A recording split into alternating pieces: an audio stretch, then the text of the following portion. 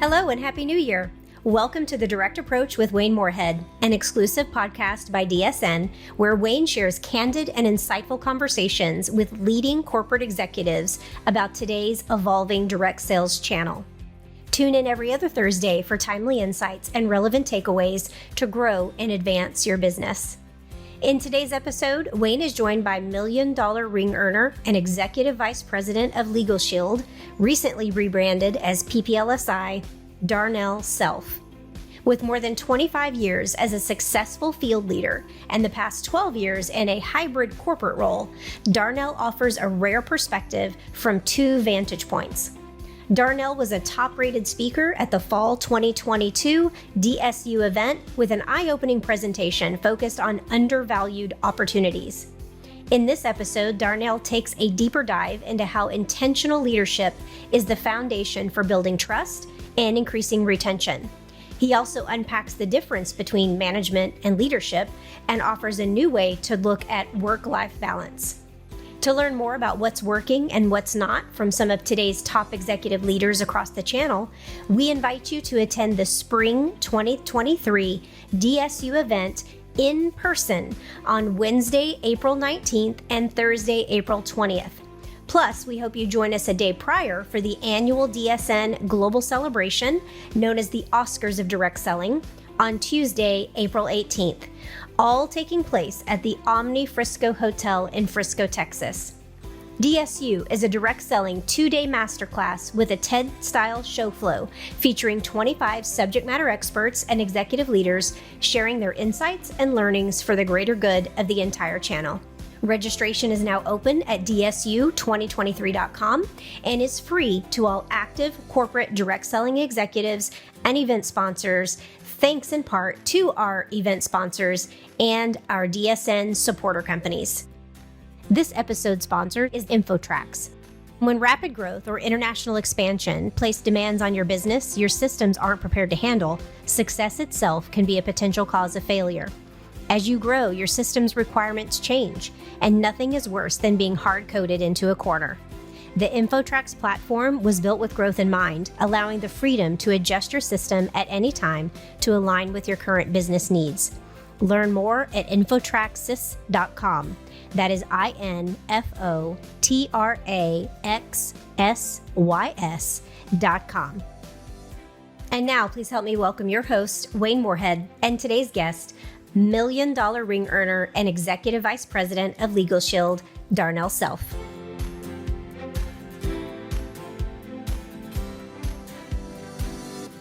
Hello, everyone, and welcome to another episode of DSN's Direct Approach podcast. As always, I'm your host, Wayne Moorehead, and today I am joined by an incredible individual that's had a huge impact in the direct selling channel, both on the sales side as a sales leader, as well as on the corporate side in corporate leadership positions there.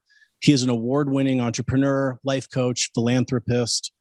He has shared his expertise via some of the most respected media outlets and universities in the world. I'm talking about none other than Darnell Self, the EVP of Network and Business, as well as million-dollar ring earner at LegalShield. Darnell, thank you so much for being here. Thanks, Wayne. I appreciate that. And it's an honor to be here and excited to be able to share any insights that I can. Yeah, we're all excited as well. We know you are expert in very many things, and I just loved your DSU presentation there. I've watched it several times. I continue to learn something new, especially developing trust in the field. So I'm excited to learn more from you today. I know the audience is as well. So one thing in preparation for this, and I don't know how I missed it at DSU, that was really cool to find out is that we both grew up right outside Washington, D.C. in Maryland. Wow. Is that right? Yep. Still, and I still live here. That's where I am today. I live in Upper Marlboro, which is about right in between Washington, D.C. and Annapolis. Yeah, absolutely. I grew up in Potomac, and then my parents ended up moving kind of north out to Urbana a little bit, another 15 minutes past us. But yeah, I loved growing up there. It's a really special place. I try to get back as often as I can, but so many amazing people and memories there for me. So really cool connection. Yeah. Good to know. So do you mind jumping in, just telling us a little bit how you kind of made the shift from a really successful career in the retail channel to this incredibly successful career in the direct selling channel? What were the events that transpired that led you down this path? Yeah, and I don't know if I would call it really successful in retail. I guess it's relative. Okay. But I did manage a real trendy, high-end clothing store because my always liked fashion, but my parents did not want to buy me designer clothes. So they said I had to get a job where they sold these designer clothes if I wanted to wear them, which is how I ended up getting the job in retail in the 11th grade. And I ended up working there even after being accepted to a local college here in Maryland. And I worked there part-time while I was in school. And then after I graduated with my degree in public relations, which I never got a job in that degree, but it certainly has helped me out today in my current positions, I became a manager. So my experience at the mall outweighed my degree. My degree and all the interviews I went on, Wayne, offered me about $24,000 a year. But because I'd worked at the retail store all the way through, through summer high school and all the way through college, they said, we'll pay you $42,000 a year to become a manager. And I'm like, great, I'll become a manager instead of getting a job in my degree. And so that's what I did. I became a manager at this retail store, learned a lot of management skills. I hired, I fired. I helped out with inventory and all types of things that you do as a manager. And that's why I learned a lot of my managerial skills as well as leadership skills, because I started taking leadership courses even while I was still working there at the mall. And so that really helped our store to become a very profitable store for the owners.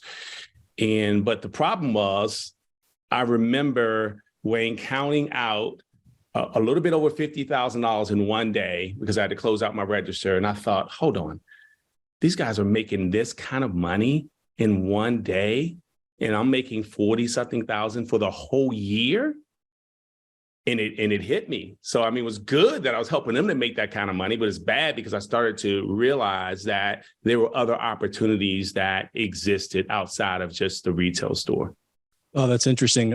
Amazing perspective, incredible experience learning all those skills early on that obviously continue to serve you to today. Yeah. You kind of made a really interesting distinction there. You talked about being a manager and then how that led you into leadership. And that was one of the first things I really wanted to get your wisdom on. It seems like over the last several years, there's been this shift, at least kind of in a lot of the business-related media outlets and a lot of the business-related conversation. There's been this shift from management to leadership. Yeah. There were entire industries, management consulting firms, and a lot of the business schools for a while, including the one I went to for a while, was named, the such and such, the Marriott School of Management. And now there's been a shift away from management and more of a focus on leadership. Can you talk a little bit about what this shift means about the environment that we're working on and working in today? Sure. In fact, I'll take you back a little bit, because what I realized, even in retail, and this is before I became an entrepreneur and working in direct sales, I realized that the team, when put in a position where they could really become more productive, because I put them in a place where they were becoming the best versions of themselves because I focused on their strengths, which is much better than me just managing a group of people. And that's what management is, right? You control a group of people to help out with the company's or organizational goals, right? Organizational goals. And that makes sense. I get it. And that's like, you got to be here this time. You got to take lunch at this time. This is how much you're going to make. This is how long you have to work here before we can consider you for a raise. Here's what you need to do in order to get a raise. Like those type of things are management skills that we all need when we run a business. But leadership says, okay, this guy right here is really good at speaking and building rapport. And so I'm going to put him in the front of the store to welcome everyone. And people stayed in the store longer because that was his strength. Now, his strength wasn't selling. And so in management, I just kind of put people out there and it's like, hey, guys, look out for shoplifters, right? So I gave them instructions. But leadership meant I was focused on their strengths. So leadership is about focusing on the individuals, while management is typically focused on a group.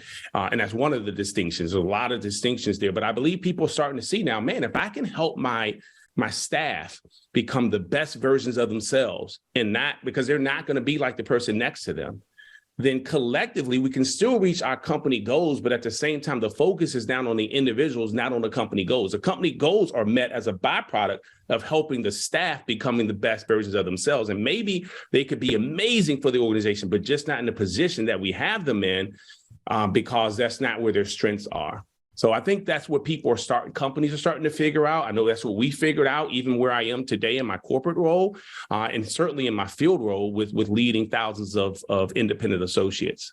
I've never heard leadership and management described that way. And I think it's such a perfect explanation, an analogy around this individual versus kind of group. I don't want to use the same word in the sense I was about to say management, but treating kind of a group and giving them orders and instructions versus the individual. And another thing that really resonated with me, and my mind was kind of going back to managers that I've had and leaders that I've had in my career, but that focus on the strengths, the ones that you really remember the most and that have had the biggest impact, at least for me on my career, are those that really helped me to identify those. Because early in my career, I didn't even know exactly what my strengths were, and focused on those. And some of my least favorite are the ones that really focused on those things that I wasn't super strong at. Right. And it really can be demoralizing and make you kind of want to bounce and go somewhere else. But I never thought of it that way. And so thank you for that explanation and clarity. It's given me a lot to think about. Yeah, no, it's been, first of all, let me just say, Wayne, that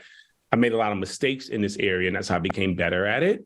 I was around a lot of great leaders, and they helped me to see, hey, look, it can be frustrating for people that you're leading if you bring up their weaknesses, because more than likely they know they're weak in that area. But how about we focus on their strengths and see how that can benefit the organization? Don't put them in a place where their weaknesses will be highlighted. Put them in a place where their strengths can be celebrated. And I became really good at that. And like you said, Wade, that takes time. Management is quick. It's like, hey, look, I need you to do A, B, and C. This task has to be done. If it's not done, stay a little bit later. Leadership takes time because you're listening.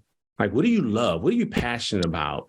What are some of the things when I ask you to do it, you're like, oh my gosh, I can't wait to get to it. And what are some of the things when I ask you to do you try to, I'm going to put this aside first.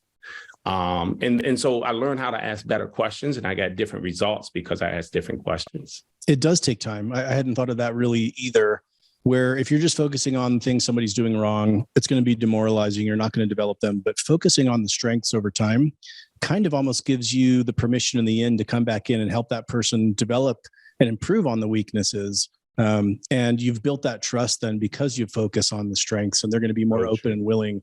I think that's such an incredible approach. You, as I mentioned earlier, have a really interesting role. So you kind of get to sit on both sides of a table where you're in the field as a leader, you're in corporate as a leader. So you have this incredibly unique perspective. With that perspective of being able to see into, having insight into both sides of the corporate world and the sales world, can you talk a little bit about the importance of leadership in direct selling today and how these two sets of leaders can work best together? Yeah. So, there's titles in both my corporate role. There's titles there, like you introduced me as EVP, Executive Vice President of our company, and so that's a title. But my expectation is not that the field will follow my instruction because of my EVP title. And in the field, I have a title, platinum executive. And, what does that mean to a new person that I'm leading? It's a position, it's a title. And so I've learned in both roles, quite frankly, that, and John C. Maxwell talks about it in 5 levels of leadership. And he talks about position and permission as the first two. And, position is when people follow you because they have to, right? You're their boss. So they feel like, I guess I'm supposed to follow this person if I want this job. But the goal is to work towards permission as quickly as you can. Will people follow you because they want to, not because they have to? And I've learned that has become as effective in the home office, where I work on the corporate side, as it has in the field. Because our team on the home office, there's a lot we have to do in marketing and the tools. And I want them to enjoy working with me, not to feel like because Darnell is EVP, I have to, but because, man, I want to. And to make them feel like they are part of the accomplishment is important. And they are, by the way. And so I make sure that they don't feel like, Darnell's getting the credit here, but I make sure that the field knows from the home, when things are done at the home office, who we should be celebrating at the home office. Because one thing about our space is that if we're not careful, it becomes them against us, right? And us, let's say, in the field, and then them, those guys at the home office. What are those guys? And if you start hearing that language, that means that we have caused separation. And the key is, how do we create a team here? And that becomes, again, we need special people who understand leadership in both the field and the home office. And if not, I'm telling you, Wayne, we cause distrust. Sure. And the person could be a great person, but they, unfortunately, their communication comes across as management and not leadership. And so the key is, how do I learn leadership communication? And when you build permission, I'm able to talk to the CEO, I'm able to talk to the CFO and say, oh my gosh, what a great talk. I appreciate you sharing that with the field. Can I offer feedback? And because I have the trust and because I have permission, I can say to the CEO, I can say to the CFO, COO, hey, listen, that was awesome. If I would adjust anything, it would be this, and this is why. And they're like, oh my gosh, I didn't even realize I said it that way, or it could be taken that way. I'm like, yeah, that's why, because I want the best light shining on you at all times. And that's the only reason I would say it. And I want them to know I'm saying it because I want the best light shining on you, not because I'm trying to pick at anything that you said. And again, that's leadership communication and language, right? I want the best for you. And the only reason I'm sharing this is so that you're always looked at in the best light from the field. And the same thing with the field. I'm like, hey, when you talk to the home office, it's probably best if, right? And they're like, oh, shoot. I'm like, it's, they have jobs. These are real people that go home to families just like you. Right. And so to talk to them like they're lower than you, like they work for you, they're your teammates. So anyway, so these are the things I've learned by playing both roles that have helped the field to communicate with the home office so that the home office wants to help them. When we talk about permission, they want to work with them. They're like, oh, let me help you to hit the next level. And that I'm going to give you a short answer, get off the phone with you because you're frustrating me. So hopefully, I don't know if that answers your question. No, that really did. It made me honestly think that everybody, everyone on the corporate side needs a role like this that can be kind of that interpreter, advocate liaison for both sides and help each other understand, each role and how to best communicate and build trust. I think that sounds like a vital role. So again, anybody listening, there's not too many Darnells out there for sure, but find somebody, maybe play a role that can be that interpreter and that ambassador to both sides. You said another thing that I'd love to dig into a little bit when we're talking management versus leadership. Where management, when you're dealing with an independent sales force who can leave, and walk and go somewhere else any day, management doesn't seem like it's going to work really well because they're going to say, I don't work for you. You can't tell me what to do. So that does get back to the leadership side of inspiring, building trust, building community, having these shared values. And really helping to just kind of point maybe in the right direction and tap in the right direction. But I just think trying to manage, quote unquote, a sales force, those in the field are just going to be a terrible, terrible attempt and go pretty south quickly. Yeah, no, Wayne, that's so key. You're spot on. And I think it is the fourth level of leadership. And on those 5 levels of leadership, it's called people development. And this is when people follow you because of what you've done for them. And this is key in leadership because you'll find it's not just about the products that you sell and the results that you have in the field. It is about the person that you've helped them to become. And so they'll say things like, oh my gosh, I'm such a better dad now. I communicate with my spouse so differently now because of, being in this environment, reading the books or, coming to the conferences. And so that's key for Phil to feel like I'm sticking around because I'm becoming better. I like myself better. I say better things to myself. I'm able to create environments outside of my business now where people respect me at my church or for the PTA. And so you start hearing things like that. And that's how you know you're doing a great job. I mean, yes, you want them to sell more. And yes, you want them to achieve higher ranks and to produce more. But you also, again, you want them to see that there's value in them being in this environment. You want to create a culture where it's hard for them, it's easy for them to want to join, but hard for them to leave because they just feel like, wow, this is an environment I see myself being in forever, regardless of how much money I make. And I think that's a key piece, Wayne, because, let's just face it, not everybody's going to be a millionaire. Right. And how people feel will determine how long we keep them in so that they can start achieving their financial goals. No one wants to be in an environment where they feel like a loser. If they can feel like they're winning when they're not winning financially, they're still winning. So they stay in the winning environment until they can win financially. You see, so we help them to define what winning is. And winning is not necessarily $1,000 a month. Winning is I'm becoming better.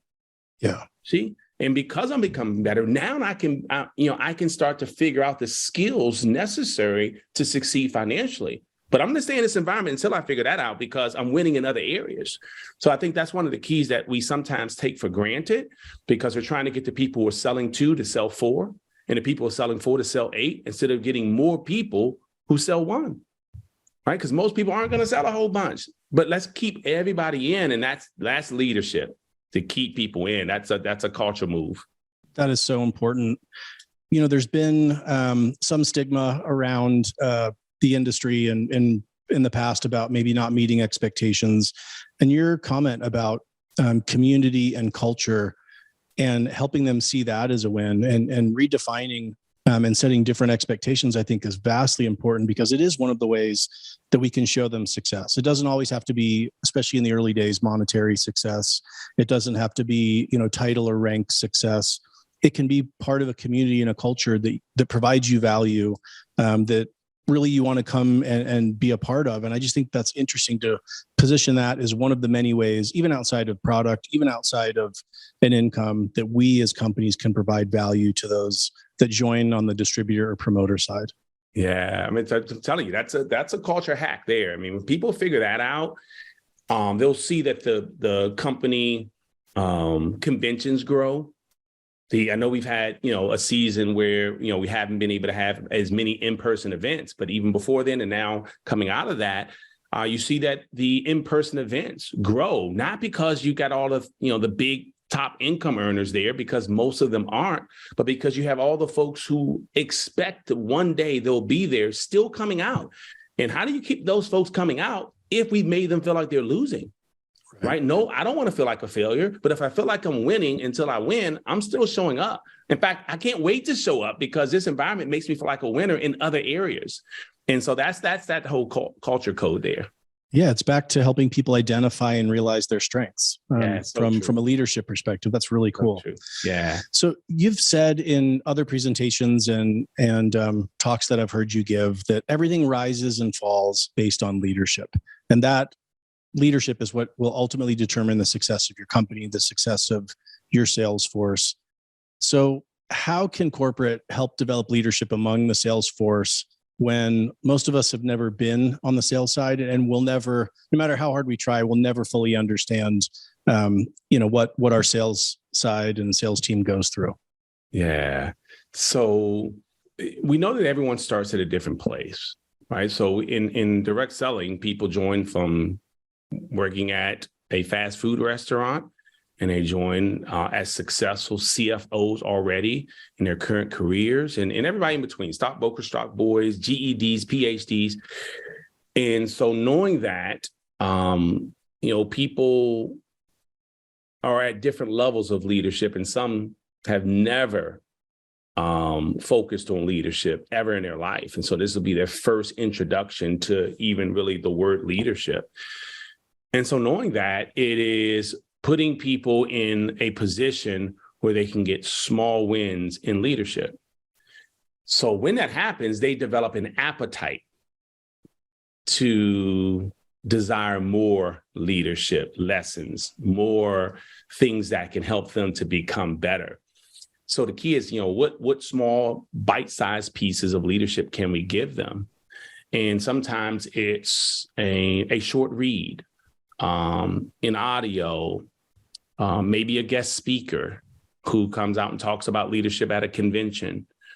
Maybe it's someone who already exhibits wonderful leadership in the field, speaking just about leadership on a conference call or Zoom for the entire company.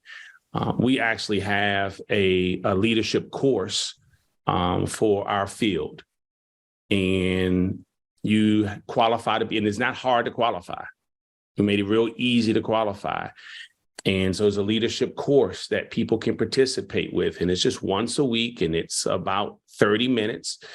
And they get an opportunity to learn leadership. We've had outside people come in and teach the leadership course. We've had people from the field like myself teach the leadership course. We've been doing this for years and years now. So we've done different things just to keep folks interested. And then even the high level leadership, those guys who's already earning six figures, et cetera, Wayne, we have created leadership courses for them because they have large organizations. So there's another level of leadership when you're talking about leaders developing other leaders. So that's a whole nother, that's a different curriculum. And so I would say just be intentional about it. Let's not hope that we'll develop leaders, because again, if we do appreciate and respect that everything rises and falls on leadership, then our goal is, how do I develop more leaders? How do I create more? And everybody listening to this or watching this, I'm sure they could pick out, here's our 5 top guys in the field, right? How do I make that 25? Like, that should be intentional. We should be intentional about that. And if that's the case, then let's be intentional about leadership, because that's not going to happen just because. Even if folks hit that level, hit a top level in the company or rank, we all know that doesn't mean they have great leadership. In fact, sometimes it's bad because the ego is in the way and some arrogance is there, and it causes more damage than it does good, even with some of the production, because it doesn't stick. Right. And it distracts the field because they're not good people. So I would say, let's just be intentional about it. And there are courses, but there's an investment. I personally invest in my team for leadership courses. Like, they don't even have to pay for it because I know the value in it. I personally pay for it if they qualify for it for my own team. And that's me as a field leader. And then the home office is personally done the same thing, invested, because that investment has brought us, some amazing returns. I'm sure that's incredible. Just your team in the sales force, knowing that you personally are investing in them, not just in time, but in other ways. And I really respect that you've formalized this process. And what we do too, Wayne, is going to be interesting for all of our listeners, is that we actually track the production of those who were part of the leadership course. So through our analytics team, we can see, hey, did this work?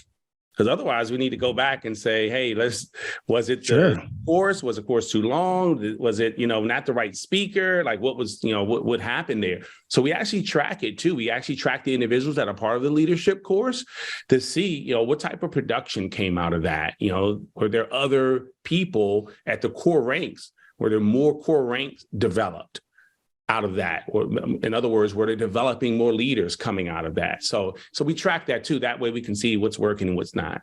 Absolutely. I mean, showing that direct correlation really justifies and validates continuing to invest. And also correct. Your ability to go back and test the content itself, kind of this test, learn, scale, to continually iterate and see what's working. That's a really powerful approach. I commend you for that. Yeah. So I'd love to get your thoughts on the difference between having an organizational title of, surrounding responsibility, being a boss with a title versus being a leader. So I guess then I know this is going to be a little bit of the softball, but is leadership earned or is it given? Yeah. So it is a softball, but it is certainly earned. I've watched individuals and probably somewhat myself, because we were given a leadership title,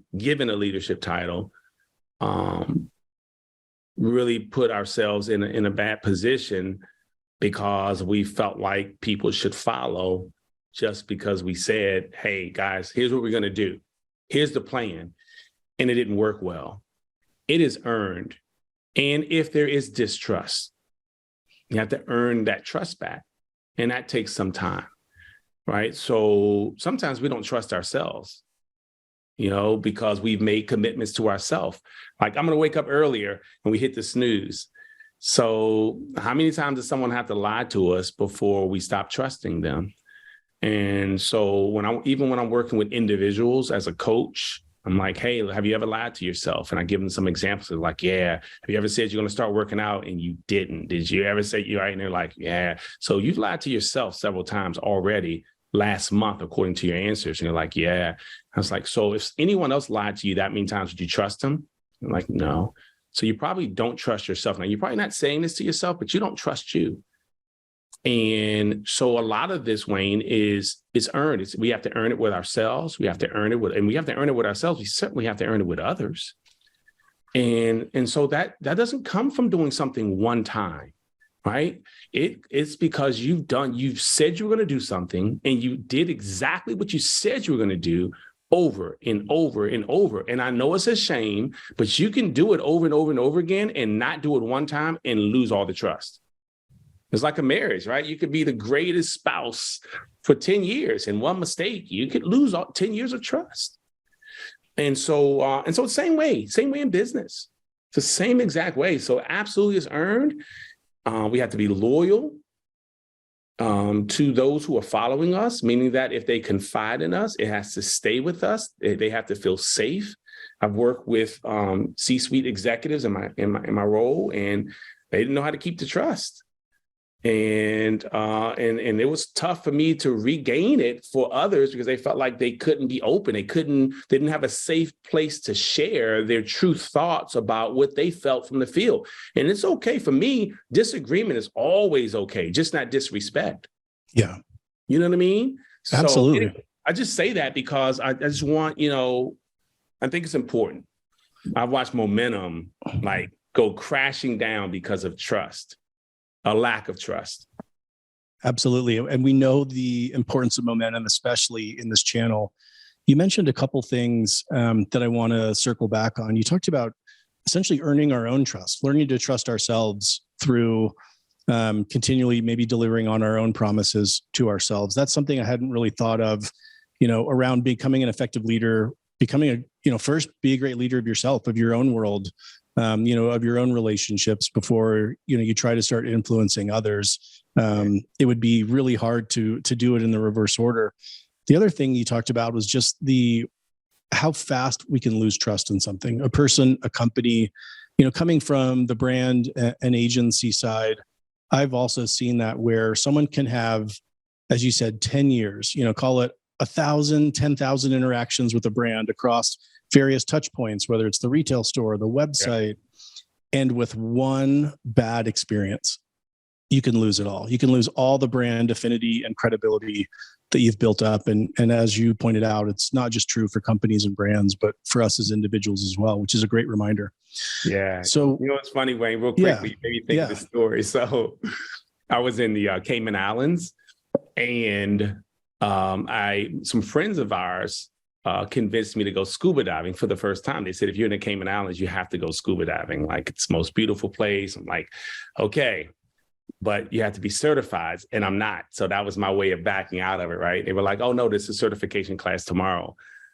So I'm like, shoot, all right, I'll take it. So we took the class, and I was partnered with a young lady who I didn't know. And so this is in a pool where the certification class was taking place. And so they said, look, you got to lay down at the bottom of the pool. It's only like 4 feet, Wayne. So if I wanted to stand up, I could.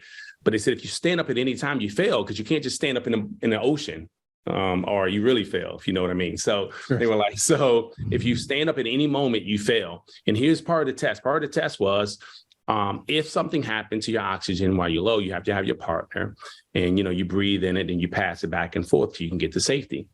And so this young lady, who, again, I did not know, it was my first time meeting her. So she's my partner, and we're going back and forth, right? And when I pass it to her, and like the second time, Wayne, she looks at me, and I can see it in her eyes through the goggles, and it's like fear hit. And so I'm like, pass it back, it's my turn. And she's holding on to it. And I'm like, oh, shoot. So I'm like, look, I'm good at motivating people. Like, I motivate people for a living, but not underwater. Like, I don't even know what to say. Like, I'm trying to get her. And so don't judge me, but I kind of took it out of her mouth. Like, I gingerly took it. So I took it, and she stood up. And here's the point. So she fell. I went over afterwards. I felt really bad for her. And I said, are you okay? And she was like, yeah, I'm fine. I just panicked. And I said, I'm sorry you didn't trust me.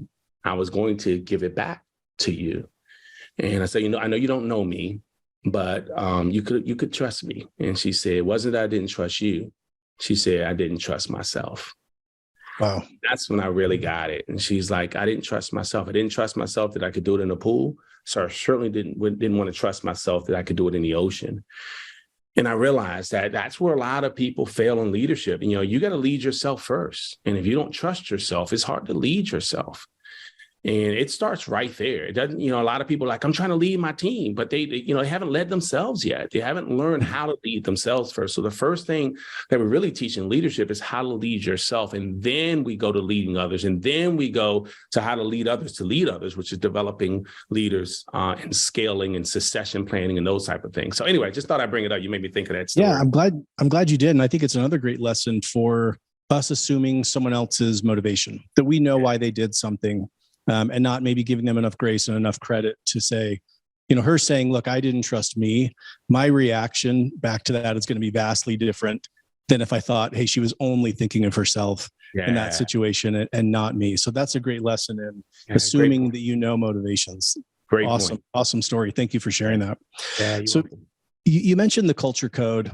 And I want us to dig in a little bit deeper on that. The culture of an organization is what's going to attract people, especially in direct selling. We don't have the traditional marketing and advertising channels to go, segment, a customer group and really resonate with them and try to pull them back into us. It's really our culture, our community.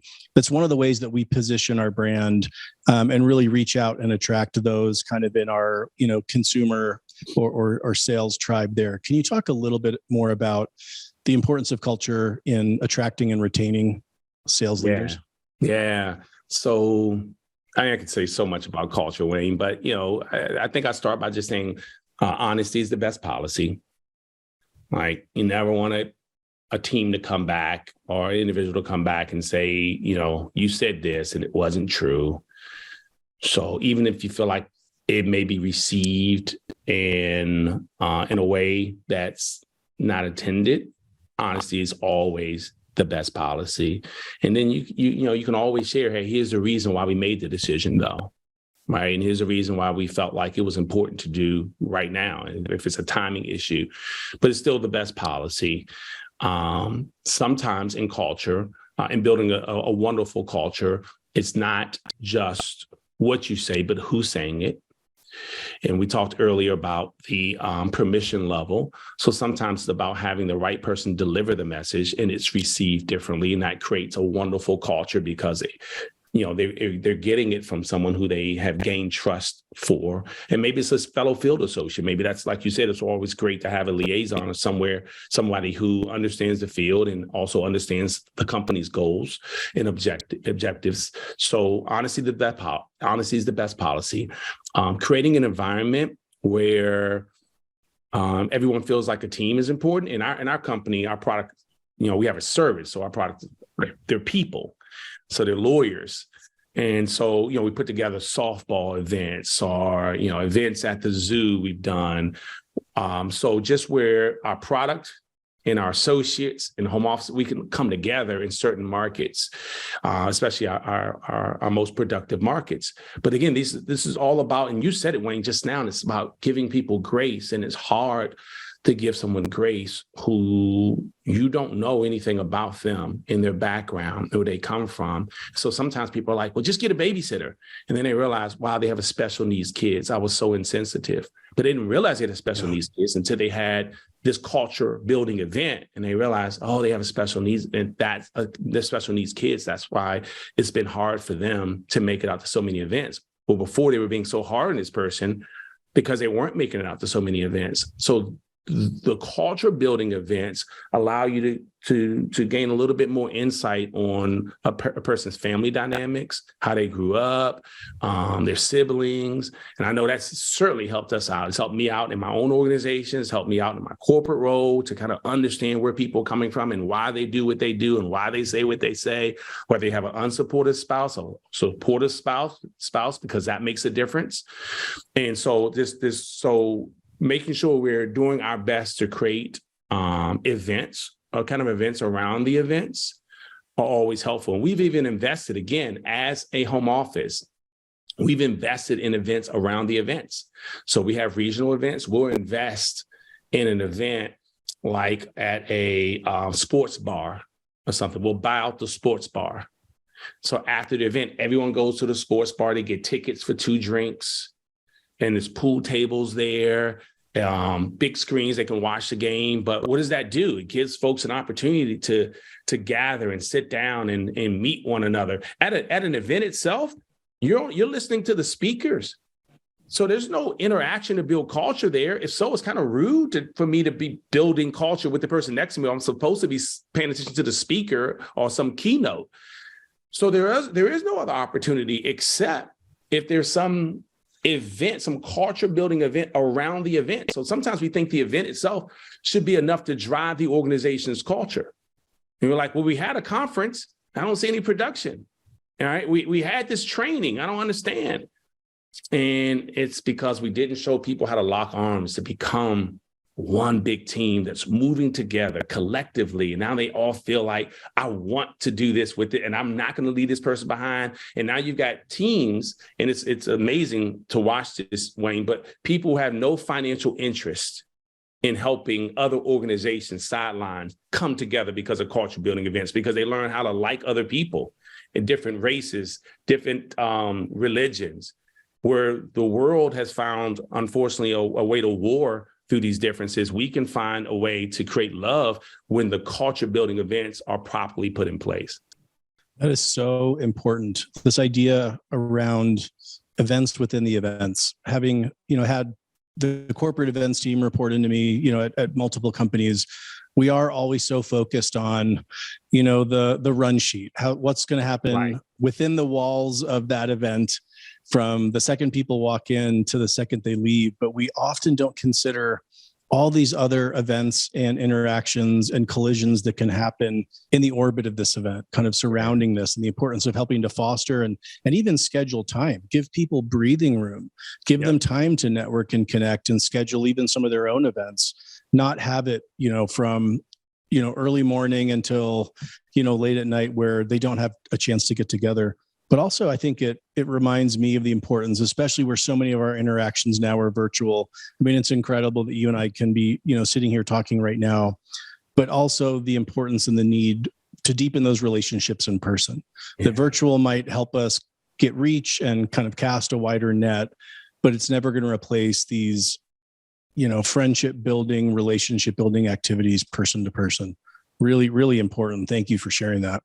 No, it's so key. And thank you for sharing that too. I think, again, we're very intentional. And yes, like you said, we had to run a show, and that's awesome. But it is, if you look at the kind of the pre-events and the post-events and events in between where, hey, these are times when we actually say it. Like, these are times you get together with your teams, set reservations. Here's some of the restaurants. You can set reservations for your teams. And so we actually encourage people to do it. We don't just say break time. right? So it's actually spelled out so that it's top of mind for leaders who have 5 people in their team, 10 people in their team. Oh, this is where I'm going to gather with my team and have this culture building event. So again, and we do it all. I mean, from bowling to, sometimes it's just a yard event. Like we've had a convention in Oklahoma recently. And there is this space outside the convention center where it's like a park.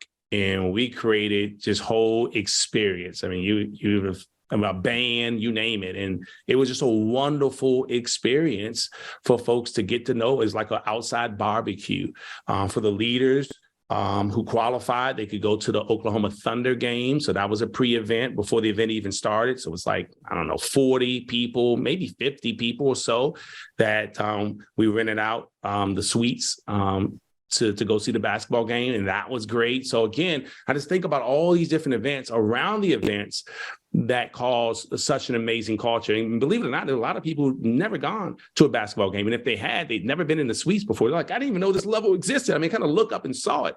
So, again, it's just cool for people. Let's think about our independent sales force. And a lot of them have not had the opportunities that sometimes we take for granted and think that they have. I love that. Thank you for that.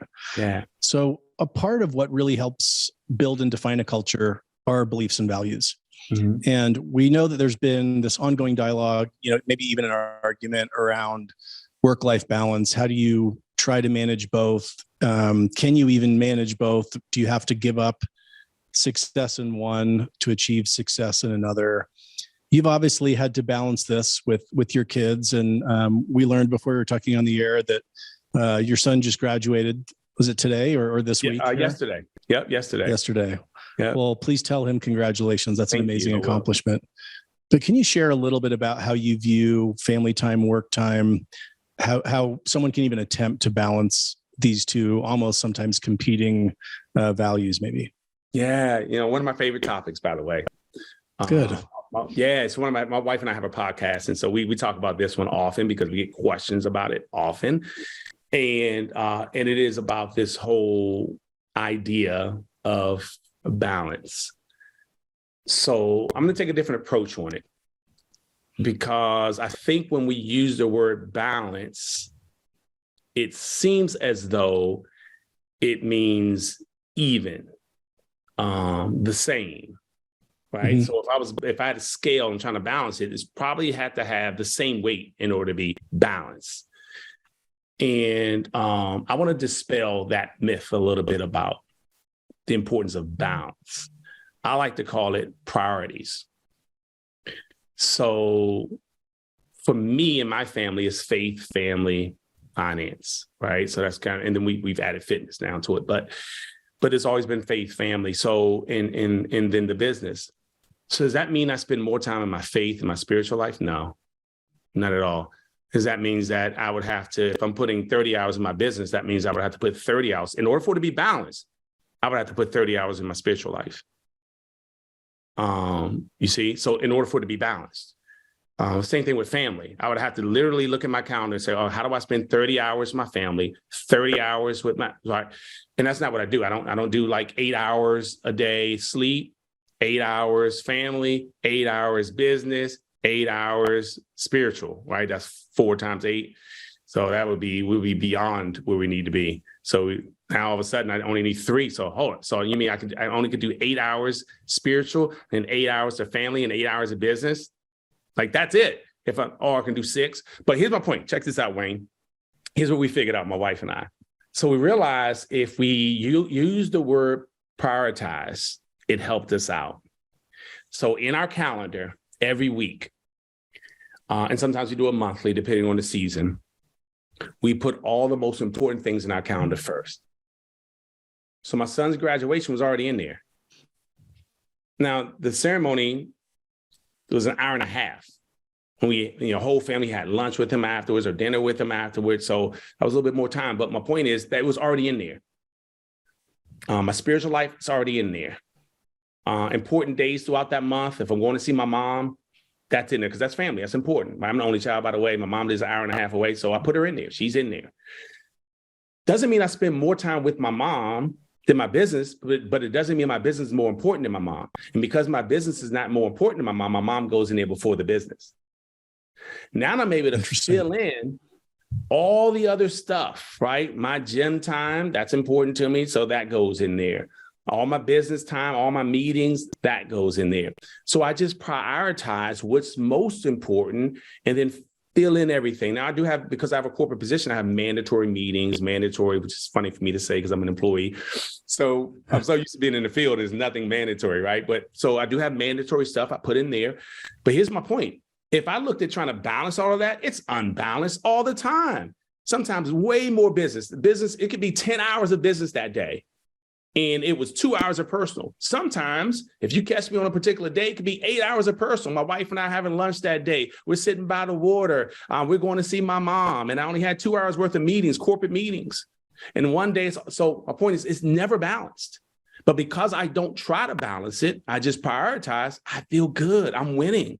If I try to balance it, I'd be so like, oh my gosh, I'm not spending time with my kids. No, I do. I spend amazing time with my kids because it's prioritized. And because I have 4 kids, I have prioritized spending individual time with them because we have different conversations when it's just me and one of my kids than when all of us are together. So I've always traveled with one of my kids and we've had individual experiences. I travel with all of my kids, you see? So that's the reason why it's felt so good, Wayne, is that, we figured out that and we put it in there. So sometimes you're in a position where you got to build momentum. You got to get recruiting up. And it's almost all business in there. And that's just seasonal. Doesn't mean it's more important than other things. It's just in this time. And here's another, and I'll end with this. We cast a vision for all those who are priority. So if my wife is priority, my kids are priority. So I always cast them in the vision. Like, hey guys, Dad, over the next 30 days, next 2 weeks, whatever it's going to be, this has got to happen. We've got to, I've got to reach this goal. And they're like, all right, Dad, we're there. We understand. So I may not be able to do this, this, and this. So they already know it. And when they were younger, we actually gave them rewards. When I hit it, we're like, all right, when Dad hits this goal, we're going to do this. And so now they're like, Dad, go. Like, what are you doing here? Did you hit the goal yet? So anyway, so that helped me with the whole prioritization and not feeling like my balance was off. So I hope that helps. No, it helps a lot. That concept around prioritizing certainly helps. I know as I was sitting here thinking about all the things that I do right and wrong as it relates to this, but really kind of forgiving yourself for not, it doesn't always have to balance perfectly. But if you look at it at these little windows of time and kind of break it up and make sure you're at the most important things. One of the lessons I would say, even maybe in the last 6 months, that I have learned is around, I kind of considered being home or working from home, that I was there.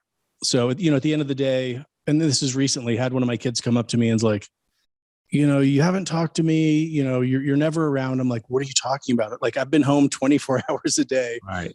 For days, but I haven't been present with them. Like, I really haven't been interacting with them in the way that they need. Yeah. And that was really eye-opening for me, because I'm looking at it saying, no, I'm here, I'm around. Yeah. A lot of parents don't get this opportunity to be around, but even my physical presence didn't mean that I was emotionally present or mentally present with my kids. So that's been a really important learning for me. And I need to take some notes around this idea of prioritization and also doing it as a family, involving, don't just sit down by yourself at your work desk and try to prioritize your life, but involve your partner, involve your family, and helping them. So you have this kind of shared understanding of priorities instead of dictating to them, hey, these are my priorities this week. I think that's really important. Yeah, I'm telling you, Wayne, listen, I'm making it sound like I'm the master of this plan, but my wife is the one. Like, she's the one that came up with this. And without her, there's things I forget, even with my own mom. She's like, babe, you're supposed to go see your mom. I'm like, oh, shoot. Right. And so I forget because I'm so caught up in stuff sometimes. So again, you're so right, including others. Sometimes it's so helpful because, we're better as a team.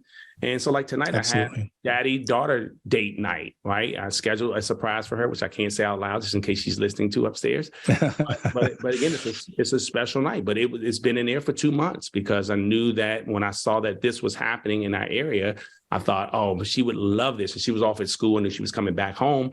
But again, that was put in there 2 months ago so that when people called, and I did have people call me for tonight saying, hey, can you do this event? Can you do this Zoom? And I looked at it and I was like, oh, Milan, that's my daughter's name, Milan. I was like, nope, sorry, I can't. I didn't have to tell them why. I was like, I can't do that, but I can do the next day. So again, because it was priority, it was already in that those 4 hours tonight are just her and I. Right. And so again, so you're absolutely right. During January and February, I travel a whole bunch because during August, September, and October, especially, my sons play football. So I'm at every Saturday game, every game. I don't miss a game. But again, it's seasonal, as we talked about. So that's priority for me. So if someone wants me to come to town, then I can do it on a Friday, perhaps, or a Sunday, but I can't do it on that Saturday. So again, it's all about priorities. Yeah. And I think people actually ultimately end up respecting you more for creating boundaries and having priorities. Again, this is another lesson for me. I used to feel bad saying no to someone. Yeah. So I tried to kind of do all of it and balance all of it. And you ultimately end up letting somebody down or underserving someone. And they actually end up respecting you more, saying, you know what, I can't do that. I have other priorities this week. Is there another time? But ultimately, I think you'll get more respect for setting those boundaries. So that's really important too. So true. So looking back across your career, again, you've achieved a lot of success and helped many, many others do the same. As you look at yourself and your own leadership style, what are some of the main ways you lead differently today than you did earlier in your career? Yeah. I'm 53 years old now. So when I joined this industry, the direct selling industry, I was 25 years old.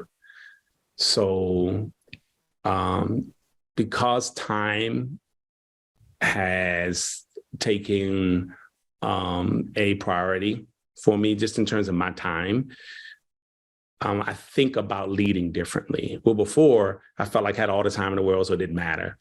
So when I was in my 20s, I was pretty tough on the team. I was tough on the people that I led, really hard-nosed.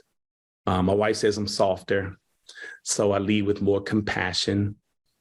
And when you lead with more compassion, you lead with less judgment, because the higher your compassion grows, the more likely you are not to judge, because you're just grateful and thankful, and you realize that could be you in that situation. And so I certainly lead with more compassion now. I understand timelines better now. And what I mean by that is that not everybody's going to have their success in 6 months. Before, I was like, man, if they didn't do it, if they're not going to do it in 3 months, they're never going to do it. I was just young, and that's how I led. And I realized that some people take 8, 9 years before they get it, and different things have to click in their life. And some of them are removing so many things that were barriers that I never knew about. We have a young lady who's taking care of a mentally ill mom. And it's just, for her, she's always had that on her, feeling like she's got to take care of people, take care of adults. So she's always spent way too much time with her team taking care of adults. And in our business, you can't spend all your time trying to take care of people who don't want to take care of themselves. But that was in her from growing up. So I realized now, as a more mature leader, that different people take longer in their process to become who they need to become, because some of them have to rid themselves of some of the things that have been weight and anchored them, unfortunately, from having the success that I know they deserve and they know they deserve, but they just have not been able to rid themselves of some of those challenges and issues. So anyway, I just say that my answer would be I lead with more compassion now, and I give people more grace, knowing that it could have been me. Could have been me that took long. It took me 4.5 years, Wayne, to figure this industry out. So 4.5 years of really giving it a go, though, not like kind of, half-buttoned it, but like really giving it everything I had. It took me still 4.5 years to figure out this whole voluntary army thing and how to lead it. And so, but then it took off, and it really took off. So I think I'm just more compassionate with people and how long their process may be. That's really powerful. So final question. We've all talked about all the changes that are happening now in every aspect, from technology to consumer behavior to, corporate dynamics.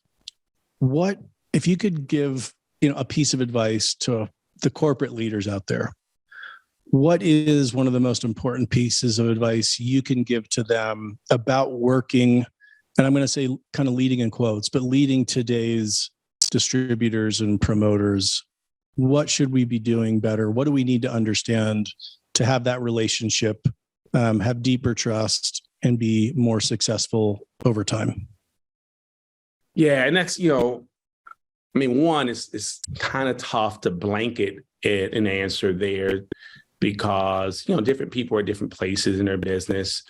Their businesses are different places. The relationships that they have with the field are different. But I would say that certainly don't neglect the power of relationships between the home office and the field. And so I would be very intentional, if this is not already done, with cascading information. So having a level where these folks feel like they're a part of the decision, whatever that level is. Maybe it's top 20 people, but making them feel like they're part of the decision. They take ownership at that point, and they feel like they're partially responsible for the success of the idea, the promotion, the incentive, because they were part of the decision. Even if they're not fully part of the decision, because they heard about it first, they feel like they are. And even, meeting with that specific group, and it doesn't have to be a huge budget there, because if they're already coming in for a convention anyway, they just come in a day earlier to that convention and have an opportunity to have a powwow. Maybe it's just a dinner, which is what we do with the top guys and the corporate leaders. We all get together, the dinner. Why is this important? Because we go back and kind of, I guess we talked about this earlier in the podcast, and that is that everything rises and falls on leadership. And if we want to take our companies to the next level, especially where we are today, where there's more options for people. When I started in direct selling, there weren't a whole bunch of other things outside of direct selling that weren't traditional. But now in the gig economy, there's a whole bunch of stuff that people can do, and they're seeing it more because of social media. So it's important to keep our leaders engaged in the vision of where we see our companies going. Otherwise, they think that where other companies are going are greater than where we're going. And we need to continue to cast the vision to the top leaders so that they can cast the vision to everyone else. If that's not done properly, then people look at where we are as the farthest that will be. And that's never healthy in an organization. And so I would say, that personal time, because yes, you could do that. You cast that vision at a conference in front of everybody, but it's different when you got your leaders face to face and it's just a handful of them. And like, guys, listen, over the next 3 to 5 years, I'm going to take this to an entirely different level. I'd like to see your incomes 5X, 10X. And, if they're like, hey, look, I'd like to see it even more than that, then at least right? That, hey, these guys are expecting to make 100 times more than what they currently make. And that allows us corporately to decide, how do we help the field to get to a place where they believe where we're headed matches and aligns with their personal goals. If a leader feels like where the company's headed no longer aligns with their big dream, they may stick around because of loyalty, but they're not really there. They're not really there. And if they're not there, they're not helping to use their influence to lead that next group of leaders. And we need their influence. If they're still active, we need their influence. So that's what I would recommend, is that we continue to get with our top leaders and continue to cast the vision, listen to them, to see what their personal goals are, what their dreams are, to see how we can align our vision and our goals with theirs. That is the perfect idea and principle to end on. Darnell, thank you so much for being here, for sharing all your wisdom. I know at this point in your life, it would be easy to just sit back and coast and enjoy the success that you've achieved. But you put so much of yourself into helping and lift others up. And I know that anyone comes into contact with you and your wife are much better people for it. So thank you for all you do. Thank you for being an amazing interpreter for the field and for corporate and for the incredible leader that you are and for helping us to become better leaders as well. Thanks, Wayne. I appreciate you, and congrats on the podcast, and thanks for having me as a guest. I really appreciate that. Thanks, Darnell. All right, take care. Thank you for tuning in. We invite you to subscribe so that you're the first to know when new episodes are available. And a reminder to also register today at dsu2023.com to join your peers in person for the annual DSN Global Celebration and DSU events taking place April 18th through April 20th, 2023 in Frisco, Texas. Thank you for listening and supporting DSN and the Direct Approach podcast.